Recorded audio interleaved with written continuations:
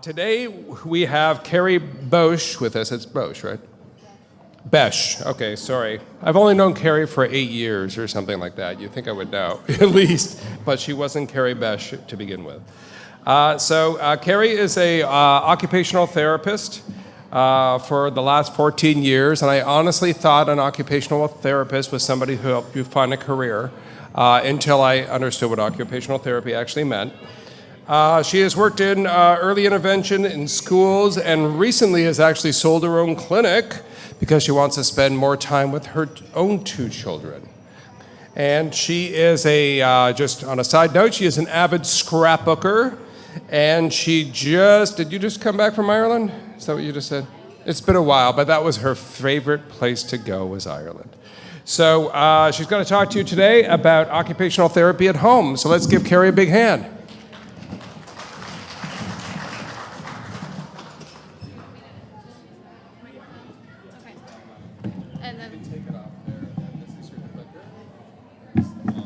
Okay.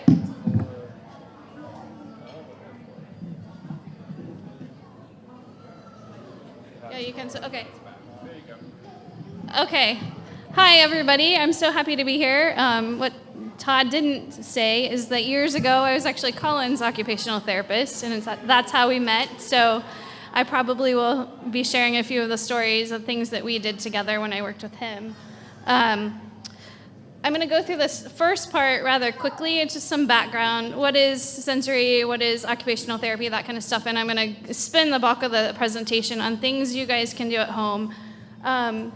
So my objectives for today are really to help you find ways to adapt your daily routine. I know how hard it is. I have 2 kids. Just to fit things into your day. You don't need one more thing. So hopefully the objective for today, where you guys can learn things that you can do that won't add more time, that you can just change up maybe how you're doing something.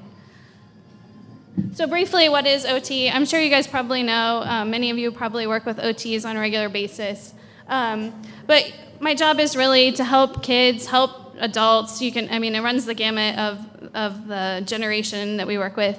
But I have almost always worked in pediatrics. So things like helping a child learn how to eat, helping a child actually sit in their seat at school, things up here like, using the bathroom, cutting with scissors, all those things. I always get the question is, do you just help people get a job? But skills for the job of living. So everything that you do is OT. I've already kind of touched on this. Right now, I'm currently working full-time in a school, so if you guys have questions about school-based OT, I can probably answer those as well, but the bulk of my presentation is going to be on things that you guys can do at home. And as Todd mentioned, I've worked for many years in the clinic setting as well, so. Okay, so I'm just going to briefly touch on what sensory integration is. Many of your children probably have some sensory integration difficulties. So, it happens naturally in most of us. It's unconscious. It's just how your body adapts to what's going on around you. I like to think of it as your body's own natural way of either turning up the volume or turning down the volume, figuring out what you need to listen to, what you don't need to listen to. And a lot of our kiddos that have problems with sensory integration don't know how to do that. It allows you to respond naturally to environment, so you can respond appropriately if your body's taken in the information appropriately. If it doesn't, you may have you may start getting upset, screaming and yelling, and you don't know why, but it's because something is going on around you that your body is taken in the wrong manner. So this is 40 to 85% of children with other disabilities also have problems with sensory integration. So, like I said, a lot of your kiddos probably have some sensory integration difficulties. So these are just, I'm going to briefly go through these. No one has perfect sensory integration. I talked to my husband, there's some times where, gosh, the volume is just too loud on the TV. Just that day, it's just too loud. This is kind of sounding a little funny. Is that bothering anybody else but me? Okay. Maybe I'll walk over here. I don't know. Hello? Okay. All right, well, I'll see how long I can deal with it. But, or the tag in the back of your shirt is just bothering you that day, but you have worn that same shirt over and over and over again. So, everybody's sensory integration varies from day to day depending on what's going on, how stressed you are, those kinds of things. Okay. This is in your handouts. I'm not going to read it, but it's a really good quote about what it feels like when your sensory integration isn't really working quite right. Okay. So what happens? You're disorganized. You may have low self-esteem, poor emotional regulation, all those kinds of things. So, has anybody heard of proprioception, vestibular sense? Those are the two senses that most people don't think of. You think of the basics. You think of taste, smell, touch, sight, and sound, but there's also proprioception and vestibular. So I'm going to touch on those a little bit. What's vestibular? It's really how your body responds to movement. So you think of swinging, rocking, getting up, down, those kinds of things. And then when you have good vestibular, your vestibular system is really closely related to your eyes, how they move. Some people ask a lot of questions about that. OTs work a lot on eye movement skills and those kinds of things. Posture, your balance, all of that's related to your vestibular system. Okay. So, and then proprioception, that's where your body is in space. Your muscles, your joints, your ligaments give input back to your brain like, oh, my arm's out here, or my arm's down outside, those types of things. So if you have trouble with proprioception, sometimes you bump into the chair, you run into another kid, you don't know where you are in space. Okay. So if you have good proprioception, you're good at gross motor skills, fine motor skills, all those, good body awareness, that kind of stuff. But you can understand if your proprioception isn't working very well, those tasks may be hard for you. Okay. So these are just going to be some things to think about as I talk about activities you can do at home. So you're going to think about how often you do the activity, for how long, and the intensity of it. So your child may love to swing, and they swing, and they swing, and they swing, but then the next thing you know, they're sick because their vestibular system didn't tell them in time that that was enough. So so as you're doing these activities at home, just think about that. It's going to obviously vary for every child. You're going to know your child the best, but keep that in the back of your head. How many times are we going to do that activity, or how long is it going to last?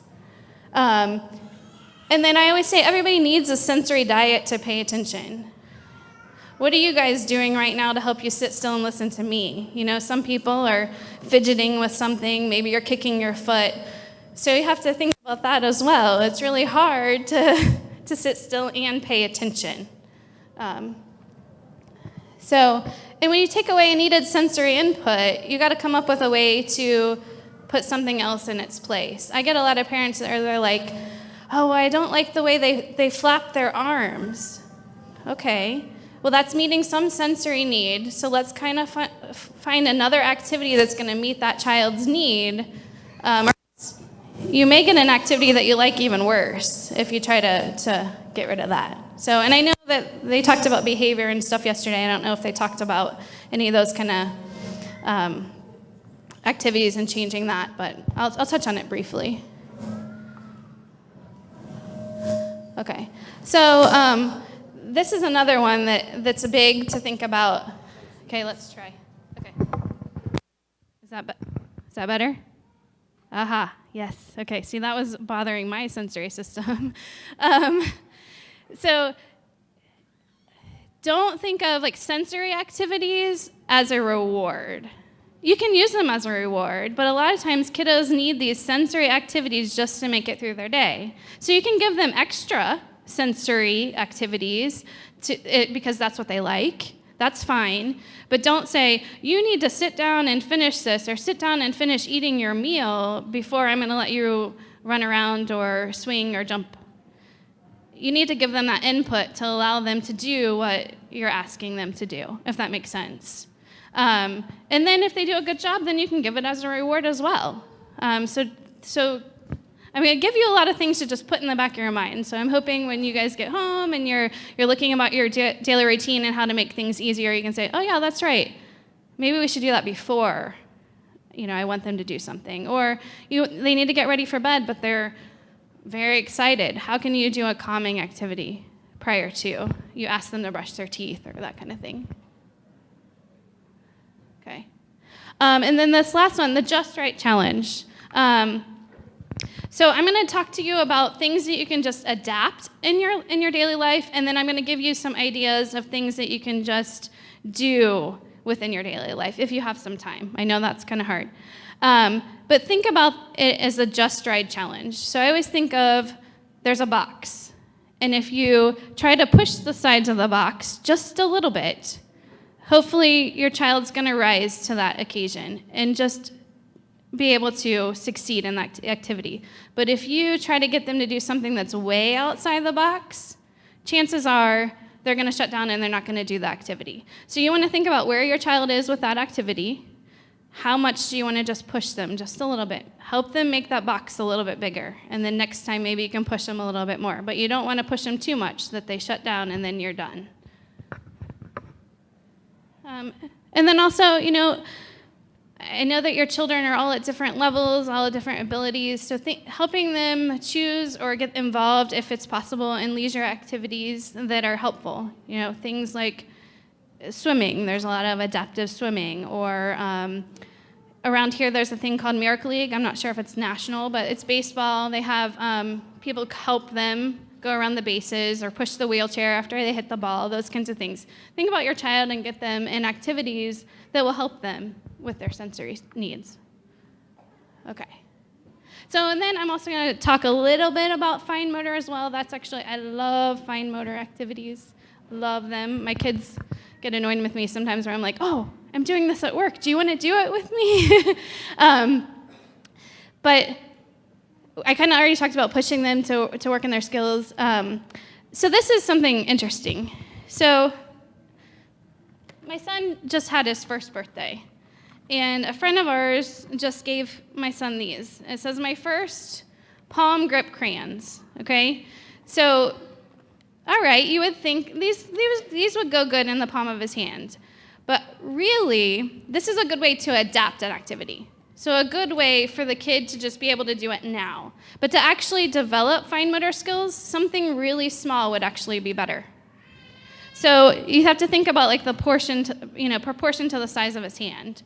So for my son, he's going to hold it in his hands. That's a really big crayon for a 1-year-old. But if I want him to develop skills, I probably should give him a tiny crayon so that he can learn how to hold. So think about that too. What's your goal? Do you want them to just be able to do the activity? Great. Give them a big crayon, they can hold it now. Do you want them to be able to learn more fine motor skills? Then think about doing it with a small, okay? And then crossing midline. This is one that I get a lot of times. I go see families, does your child reach across the center of their body? Are they integrating both sides of their brain? Oh yeah, they do that all the time. They reach. Did you see what I did? I'll do it again. Yeah, they reach. They shift their body. They're not really crossing the center of their body. So that's something to look at too. It's like, oh, I always thought that they could reach across their body, but no, they have figured out how to move their body so they're not really crossing the center. So that's something to look at too. Okay, so let's get to the important stuff, the stuff that you're really here for. I know you guys are busy.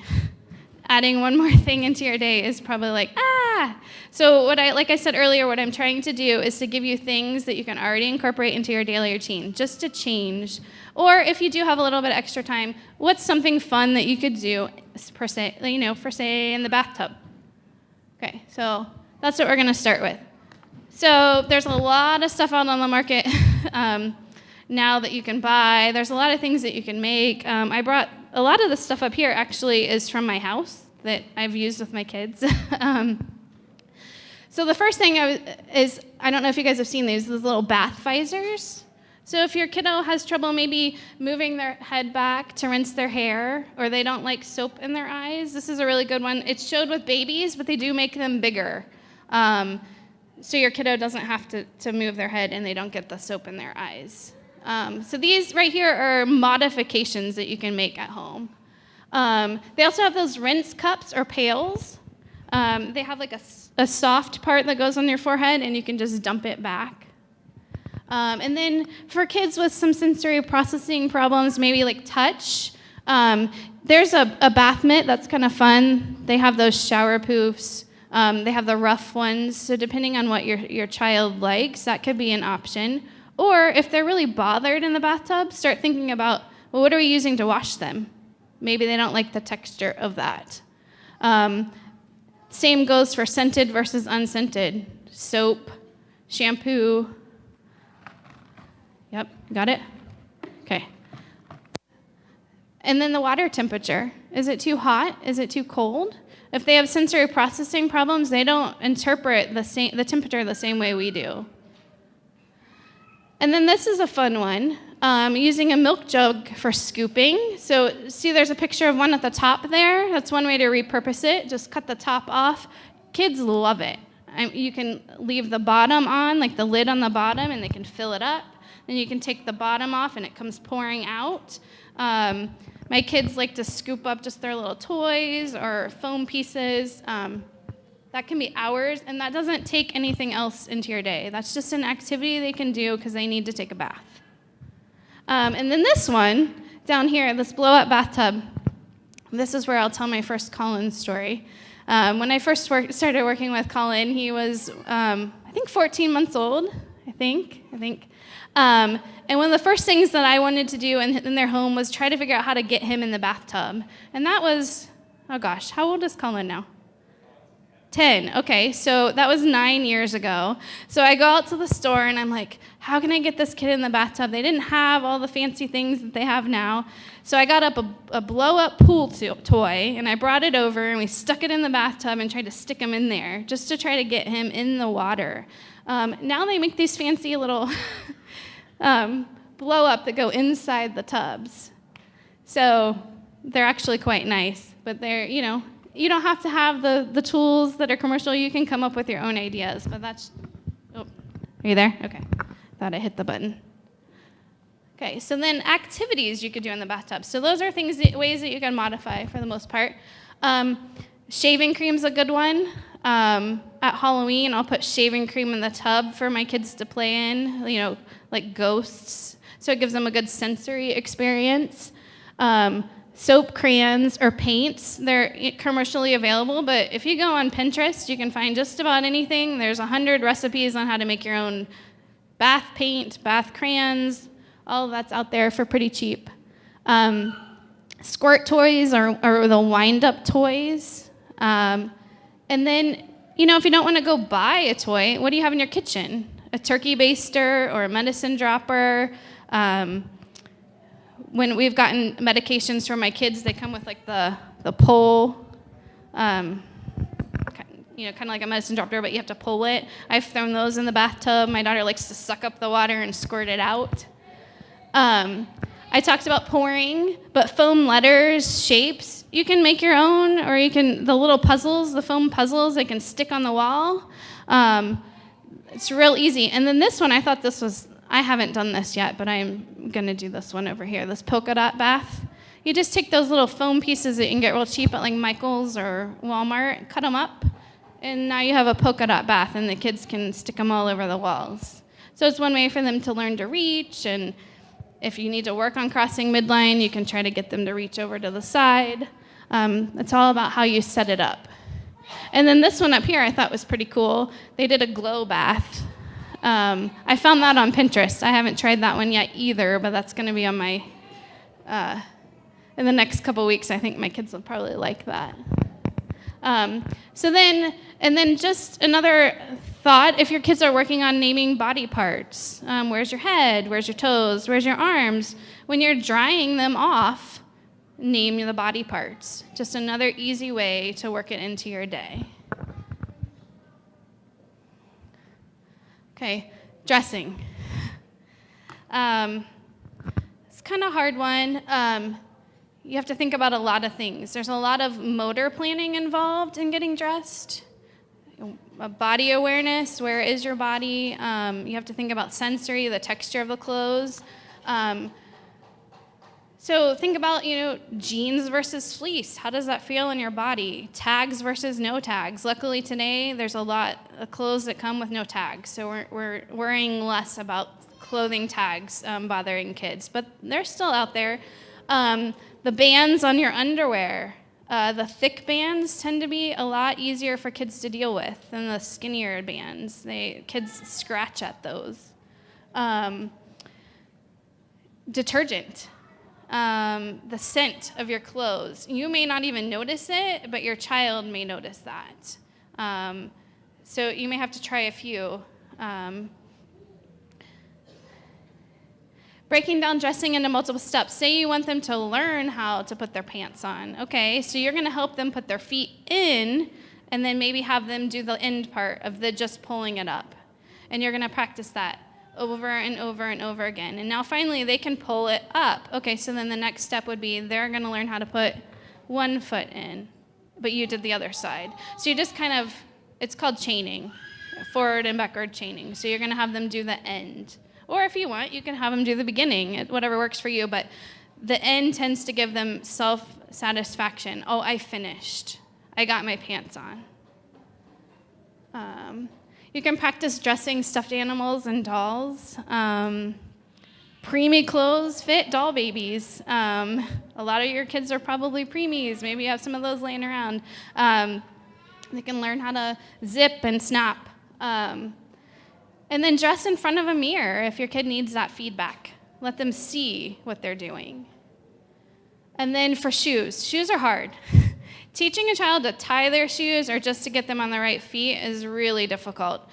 So one idea for getting them on the right feet is to teach your child, okay, you put a sticker in the bottom. Say you decide you're going to put the sticker in the bottom of your right shoe. So you're going to say that goes on this foot. And at the beginning, you can even put a sticker on their foot. Okay, match up the sticker with the sticker in the shoe. And then just make sure you do it over and over on the same foot so they don't get confused. So then eventually they'll learn, okay, that one with the sticker goes on my right foot. Okay, mealtime.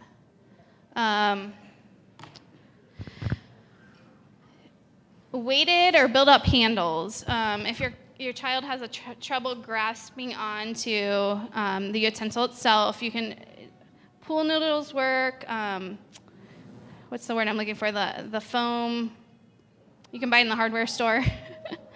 You can put it on like PVC pipe covering or whatever that is. Okay, yeah. You can put that on the end of the handles. I brought a couple things for my house. So this is one. If your child has trouble bending their wrist, you can bend the utensils, so then they don't have to bend their wrist. They just have to bring it straight to their mouth. These are commercially available. You can buy the ones from the adaptive store, the special needs stores. Those are expensive, but this one is, I wrote down some of the names of them. This is the first years, this one isn't that brand, but the first years, just on Amazon, they have them. You can bend them. Cups. If your child can't bend their head back, to use a cup. These are called nosy cups. So you can put them up to your mouth and you can drink by just tipping the cup and not having to worry about the cup hitting their nose. It's a great first cup. Another one, I know a lot of the kiddos throw their stuff. There's what's called a 360 cup. And it has like a top on it, and so they can drink out of any side, and then it doesn't come out. So if they toss it across the room, it's not going to leak. It's called a 360. And then this one's cool, too. This one is actually my son's. If they bend the cup any which way, wherever the liquid goes, the straw part still sucks it up. And this is just a munchkin. We got it at Target. And then it closes and it seals for the most part. It's not completely leak-proof. But this would be if the child knows how to suck from a straw. If they don't know how to suck from a straw, a good teaching cup is that it's the honey bear. It really is that honey bear where you buy honey in it, but they sell it at one of the one of the therapy companies, and you can squeeze it. So the tubing is really thick, so they can't bite it to squish the straw like a lot of our kiddos do. So they can't close the top, and then you can help facilitate the liquid coming up if they don't have enough strong suck, so you can get them to be able to suck. Okay. And then some other things, divided plates. I actually worked with a kiddo for a long time. It took us a while to figure this out, but he really didn't like his food touching. So just one of those once we put food in the divided plate, mealtime was 10 times easier. And it was like, why didn't we think of that a long time ago? Sometimes it just takes stepping back and looking at how things are going. And another one, this one was just a story that was told to me, but the kitchen chairs were kind of that wicker chairs. And the kiddo couldn't stand sitting at mealtime, and they couldn't figure out why. And as soon as they put a cushion on the chair and he wasn't sitting on the wicker chair, no problem. He just didn't like the way that felt on his body. So, and then another way to just get the child active in mealtime, you have to do it anyway. You have to set the table. They can do just one thing. They can put the napkins on the table for you, or they can bring you a fork. If their plate is empty and it's not going to break, if they could take it to help clean up after dinner, any of those kinds of things. They help get involved. So, picky eaters. This is a whole topic that could go on and on and on, so I'm just going to give you a couple tips. Picky eaters, it's really hard. There's that stage where a lot of kids are picky eaters, but then some kids never come out of that stage, and now you're like, okay, my kid eats 10 things. What are we going to do? And it's very difficult, and feeding is very hard. So hang in there. But some tips to maybe make it easier. Always keep the same routine. So prepare the child that mealtime is coming. If that is not their favorite type of day, okay, we have 5 minutes, and then we're going to sit down, and then we're going to go wash our hands together and sit down at the table. So every meal, you give them a 5-minute warning, and then we're going to go wash our hands, and we're going to sit down at the table. That helps tremendously to let them know, okay, we're going to eat, even if it isn't their favorite thing. This is hard in the day and age that we live in. We're all so busy. But if you can do a family-style meal where the food is there, they can see it, they can smell it. Even if they don't eat it, they're interacting with that food. They're visual, they're seeing it. Like I said, they're smelling it. They're watching you eat it, even if they're not going to eat it as well. And another tip is let the child have a learning plate. So they have their own plate, and then they have a small plate off to the side. They have to take everything that's on the table. So say, gosh, they'll only eat macaroni and cheese. So you're going to have macaroni and cheese. You're going to maybe have corn. Maybe you have something else, hamburger or whatever. So you're going to have the child take some of everything. So the macaroni and cheese, they'll eat that. That goes on their regular plate. Corn, they're not so sure about. They're going to put that on their learning plate. The hamburger, the same. So they may only eat macaroni and cheese that day, but they're interacting with the other foods that you're serving. So say the corn, you're at the point where maybe they'll put it up to their mouth and maybe lick it. So that's where they are with the corn. The hamburger, maybe you're not even there. Maybe it just sitting on the plate is enough for them. So then when the meal is over, depending on where you are, I don't like to waste food. So you may have them put that hamburger back on the plate that you then put away in the fridge. Or, maybe that corn, they've licked it, so maybe that goes in the garbage. Just wherever they are, and have them help interact with that food. Feeding is one of the hardest things for us to do. I think there's like 32 steps to actually eating, which you don't think about. And then this is a common myth. People think, and I'm on these mommy blogs or whatever, and boards on Facebook, and people are saying, "Oh, my kid won't eat," and people always say, "Oh, they'll eat if they're hungry," and I just cringe every time, because most of the time they will not eat if they're hungry, especially if they have, like your kiddos. There's a disability, or they've had some kind of traumatic experience, or even kids that have. I've worked with a child that had open heart surgery, and just that traumatic event, they stopped eating. So you just never know what's going on. So I cringe when people say that. So if you have a child that's not eating, I would suggest seeing a therapist that specializes in that. It could be an occupational therapist, it could be a speech language pathologist, but get some help with that for sure. And then continue to offer a wide variety of foods and expose your child to that same food over and over and over again. I can't remember the number, but it's a really high number for somebody to actually implement that food into their repertoire. Okay, so then those are things that you can do as you're eating as a family. But if you want to do some extra things, get your child involved, have them help prepare the food. Stirring is great resistance for strength. Rolling things out with a rolling pin, scooping, pouring. Cooking is actually a great OT activity just all across the board. They're getting that sensory experience, the smell, their touch, getting messy, anything that's, you feel that your child is capable of doing. Again, push them a little bit to get involved. Gardening's good, or if you have a local farm where you can go and pick, blueberries, strawberries, that kind of thing. That's another way. Playing with food. I love playing with food. My husband can't stand this. He does not like to get messy, and here I am that's like, "Oh, let's get out the pudding," and he's like, "Oh, I'm going in the other room." But if you need to go outside, whatever. It's pretty fun. Marshmallows make great snowball fights. I'll take the kids and with a big bag of marshmallows, and we'll throw them at each other, and we'll hide like it's, we don't get much snow around here, so we have to improvise. Finger painting, you can build things, toothpicks, marshmallows.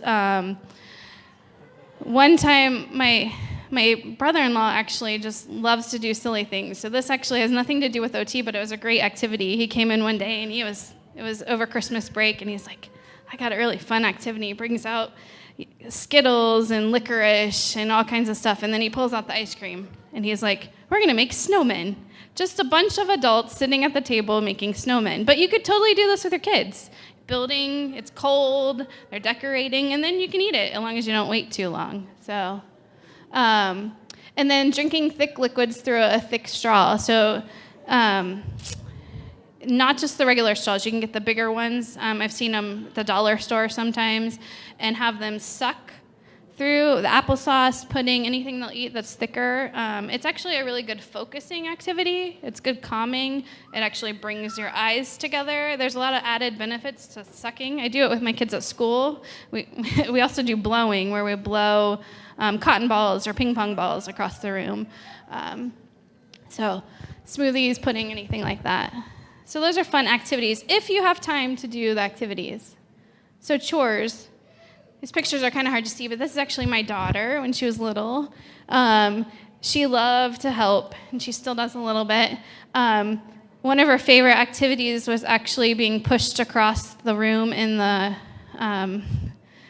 laundry basket. So I would put her in there, we push her, "More, mommy, more," across the room. It's a great sensory activity. She loved to just hide in the clothes. And if you have just taken them out of the dryer, they're warm. So that's just an added sensory experience for them. They can help. Here she is helping pull it out of the dryer. So she's, reaching, she's shifting her body. There's just so many OT, fine motor, bilateral coordination, sensory benefits from helping with chores. And those are things that have to be done in your house anyway. So those are things that hopefully you can get your children involved. And if you have any other children, they can help with these too. And then that one's hard to see, but she's actually helping push in the garbage. She thought that was pretty cool. And then watering plants. You can either do the typical way of pouring, or another one to work on hand strength is to just buy a spray bottle, or a spray bottle that's empty from a cleaner in your house. Just clean it out real good, and they can help water the plants. Okay. All right, bedtime. I have some stuff up here, and after it's over, you guys are welcome to come up and look. I have a weighted blanket. This one's pretty heavy. This one was actually for my clinic that I used to have, just as a sample. But you can make your own weighted blankets. You can buy them. They're kind of pricey, but if it's for bed, usually we say no more than 5% of the child's body weight. But if you're going to get a big blanket, depending on how it's made, you can go a little heavier than that. But usually the website's kind of to talk you through it. And if you have your own OT, you can talk to them about that. But that's one idea. I actually have tried it with my daughter. She has a really hard time calming down at night. So we've tried a lot of these things, actually. So they work with all kids. Think about the texture of the blanket, dimming the lights. Routine is so big. So every night with my child that has trouble going to sleep, we go upstairs, we turn down the lights, we read a book. There's that routine for her. She loves the nightlight. So I know a lot of you guys probably have these, but there's these turtles that project the lights. Actually, it's not onto the ceiling. Her latest favorite is this little guy that just lights up next to her because she doesn't like the dark. So just these little things can help with bedtime. Some people like to try aromatherapy or using diffusers. I've had mixed results with that. I know some people that's got their child to go to sleep. So it's something to think about. There's calming music. And then this is an adaptation that you can make. If your child falls out of bed all the time and you don't want to spend money on a bed rail, you can buy a pool noodle for a couple bucks. And there's a picture there of the pool noodle goes under the fitted sheet. So it's just an easy way. I mean, there's so many things to do with pool noodles. If you guys want to do activities with those, search that online. But for bedtime, a really good one, an easy way right there. Okay. Brushing teeth. If your child has some oral sensitivities, this can be a really challenging part of your day. So things just to think about, consider the flavor of the toothpaste. Maybe use a vibrating toothbrush. Now those are pretty cheap, a few dollars at Target. You can try that.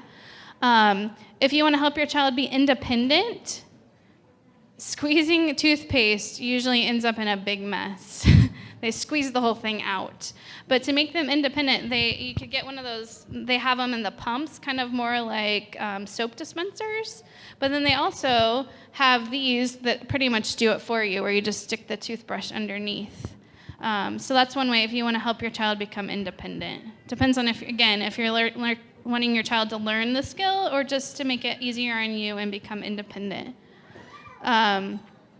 And then if they're not motivated for brushing their teeth, sometimes just changing that toothbrush, letting them pick out that Thomas the Train or Princess or whoever, sometimes helps a lot. And then I forgot to bring this, but you guys probably, a lot of you know, they're called Nook brushes, and they're just round. Sorry, I didn't even put a picture of up there either. But sometimes if the child's sensitive in their mouth, a Nook brush can help if you just put it in their mouth. And you can even use that as a toothbrush to start. Okay, toileting. So this one's hard too. So you have to think about, do they feel secure on the seat?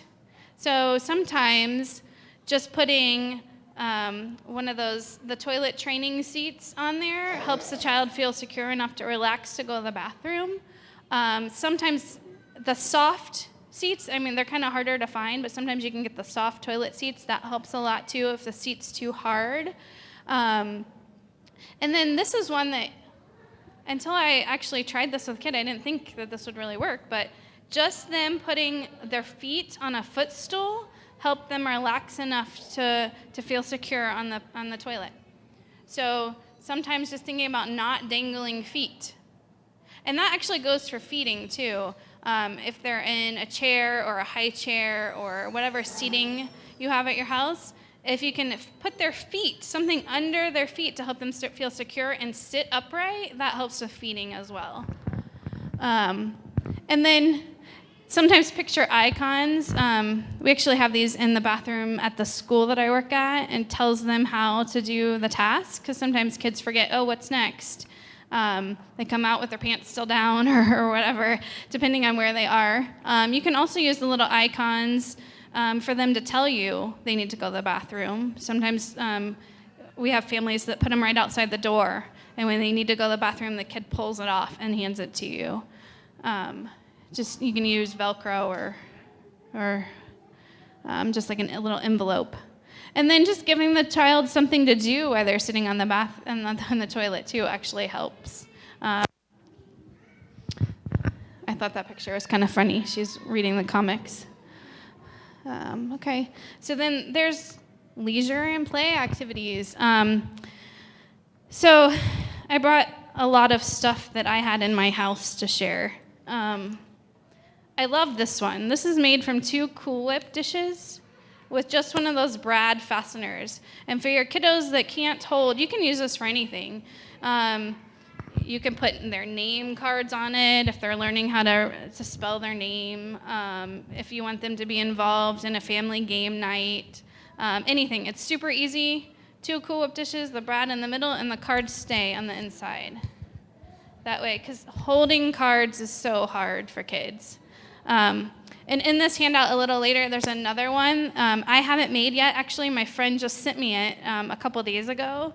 You'll see it's one that stands up, and it has the cards in it. So if the kid wants to play a game and they maybe can only use one hand, it stands. And it's made from a file folder. She made it at home.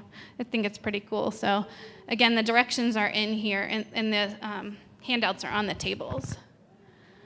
So things that you can do, local playgrounds, slides, monkey bars, swings. Obviously depends on where you're at, what your kid's able to do. Some parks have like the adapted swings, some of them don't. Some of them still have the merry-go-rounds. I wish more of those did, because those kids need the spinning. Those are great vestibular input. The sandbox or beach, we're lucky enough to have the beach here to get that tactile input. Even if they're just sitting and playing in the sand, they're getting the sensory experience. And you could do so much with sand. You could build, you could crash, you can jump, all in your day out. Swimming, splash pads, boxes. I love boxes. At our house, we hardly ever throw away a big box. I put it in the middle of the living room. My little 1-year-old crawls in and out of it. We'll cut a door in it. He loves that. My daughter, that's almost 4, will sit her inside of it, give her a box of crayons, some glue, some scissors. She sticks stuff all over it. And you can entertain for hours with a box. And then when we're almost done with the box goes outside, and then we paint it, and we throw it away. But just think about boxes in a new light. Clothespins and clips. So, okay, let me see here.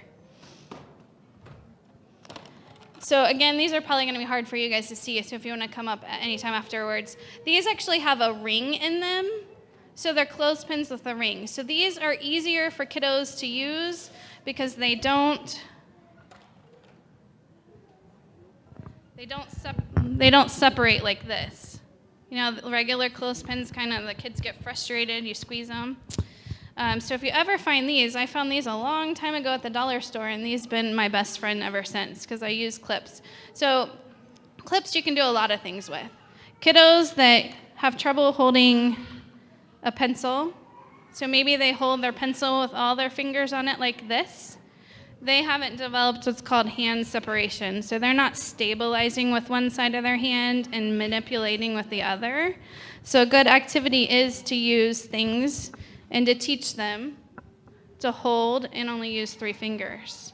So you can do a lot with clothespins. I use them all the time. My kiddos at school get a little sick of them, but you can do math facts. You can teach them names. You can do anything. We write numbers, we write letters. And one good thing is if you teach them to come up from the bottom, you're also using this motion. So we'll clip them. Let's see. You can get like a file folder, and they just clip them on the bottom. Whatever it is you want to do, you can think outside the box with that. My daughter, actually, we were at my parents' house just last week, and she wanted something to do, and we pulled the chip clips out of the drawer. And oh my gosh, we spend money on all these toys, and she was playing with the chip clips. So she ran around the house, clipping them on stuff, and then pulling them off and giving them to us to hide them. She put them on her shirt, so you can use all kinds of things like that.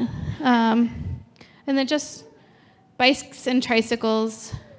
It's a fun activity. Okay, so as I was developing this presentation, I kept thinking, oh, well, there's more things I can tell them about and more things to do. So I just have a few other things to talk about here. Pipe cleaners, this is in a colander. They can just stick them in. That's easy, fun entertainment for a few minutes, if you need a few minutes. Practice. I think these are practice golf balls. I'm not a golfer, but they have the holes in them. They can slide them through. This is one of my favorites. I took a tennis ball and I cut a slit in it, and I put a face on it. And I just teach the kids to hold where you would have your ears, so then they learn about that too. So we got the eyes, and where are the ears on here? And you're going to squeeze. This one is brand new and not cut open very far, but if you cut the slit open, it's going to be easier or harder, depending on where your child is. And if they get well used and the kid just starts sticking in the pennies without squeezing, you can use like these little pom-poms or cotton balls, so they actually still have to push it open. These Cool Whip dish, whatever you want, hours of entertainment right here. They just take pom-poms. You could use anything. I just cut these into holes, and they stick them in the top. I've also taken dishes like this and just put a small hole and used pasta. Like penne pasta, though it has the pointed ends. You have to be careful with that. I forget the kind. It's not penne, but it's straight up and down like that, but it's rounded on top, so they don't hurt their fingers when they're pushing it in. These are actually made for a plane ride for my daughter. They're just popsicle sticks, and they have little Velcro on the end, and they can build things with them. Pull them apart, and they stick together. This is a good one, and you need a few minutes. You're going somewhere. Okay. Pushing and pulling. So there's a picture up here. It was just a toy that one of the kiddos sat on, and they just started pushing each other around. You don't need any fancy equipment.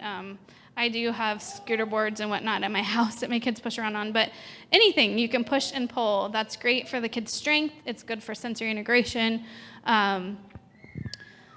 Store their favorite toys in a container. Say your child needs to learn how to screw and unscrew, and they like this little toy. You just put it in and have them work on opening and closing. Cutting up junk mail, Play-Doh. There's all kinds of things you can do with just stuff you have laying around your house. Again, these are going to take a little bit more time than some of the other stuff that I was talking about earlier, where you could just integrate into your daily routine. So I'm going to go ahead and kind of speed through some of this stuff so I can open it up for questions. But again, lots of stuff laying around your house. Oh. Sorry. I think I had one more. Did I have one more? This last one I'm going to talk about is just positioning. So something else to think about is the position of the activity. So vertical surface will work on the upper extremity strength that kids need. So you need to have strength in your shoulders to have mobility in your fingers. So if you put things on the wall, I've done activities where they lay down and you put it under a table, an easel. Those are great. If your kids are little or have less mobility, can I flip it now? Yeah, that one. Laying over a wedge like this, playing with a toy. Another Colin story is he hated being on his tummy. That was like the thing. He hated that.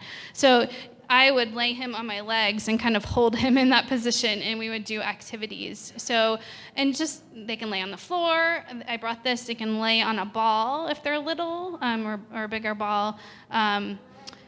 So those are activities that help. And then just think about alternative surfaces, the grass outside, the dirt. This little kid's actually drawing on a car. I wouldn't recommend that. But, just think about what's going on outside, different surfaces that you can do an activity on. And then this one here, again, I work in a school, so I think a lot about school. This is a great chair that came out in the last, I would say, like 4 years. It's called a Zuma rocker. So it looks like a regular chair in the classroom, if that's something that concerns you or not. And the kids can move and get motion throughout their day, all day long.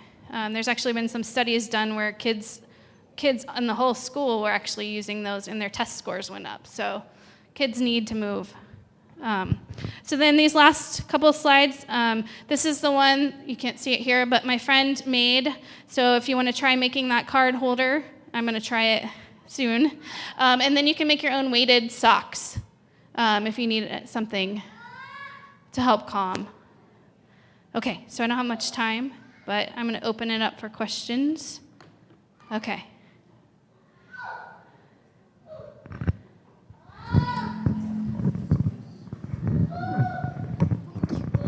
Okay, so my question is, in school, my son seems to thrive in speech and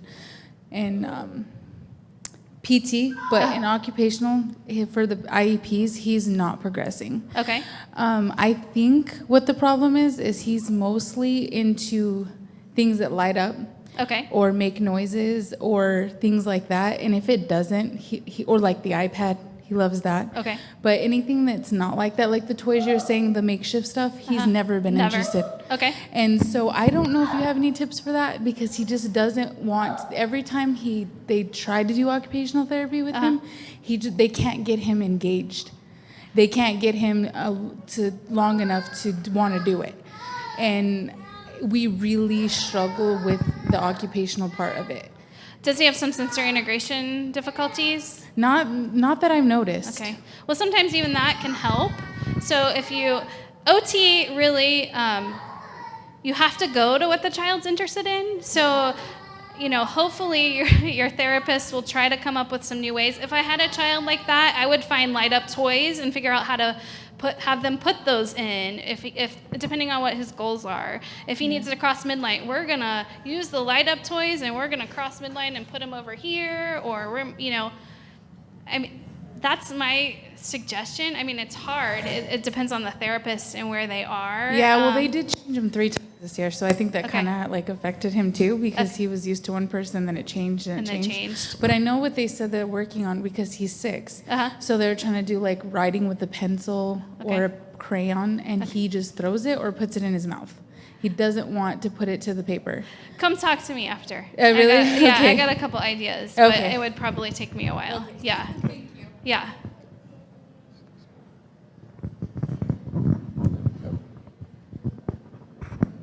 Hello. Our Hi. biggest stressor is combing our daughter's hair. Oh. So we try using the detailer, we try using a vibrating brush, we've tried a multitude of combs and brushes. Okay. But even when we mention it's time to comb hair, which we do in morning and night, it's always a stressful situation. So I don't know if there's another way to approach it or a different tool. She has long hair and we cut it constantly.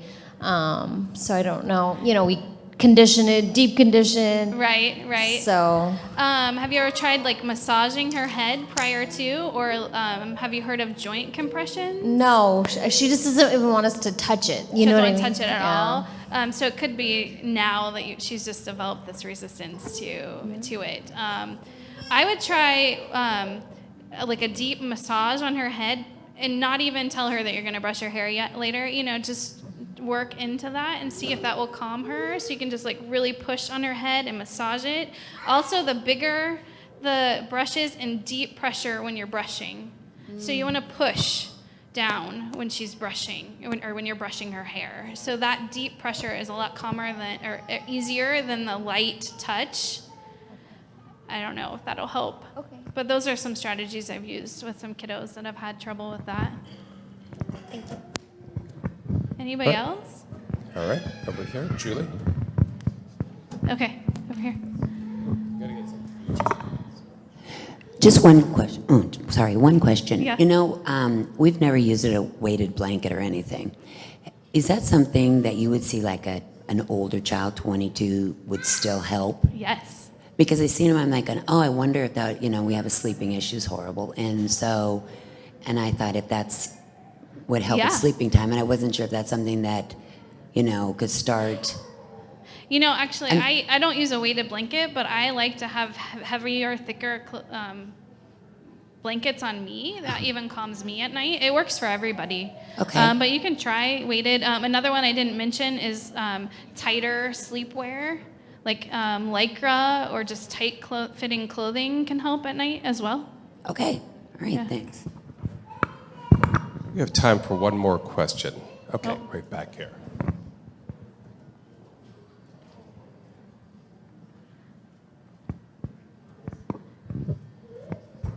Hi.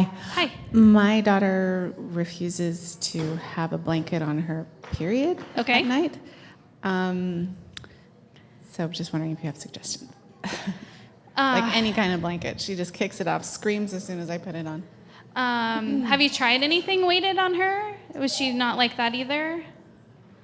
Or has it all been light stuff? No, all kinds of different, nothing that's technically weighted, but blankets that are heavier. Heavier, she doesn't She like won't that either. tolerate anything that's a blanket. Oh gosh, that's a hard one.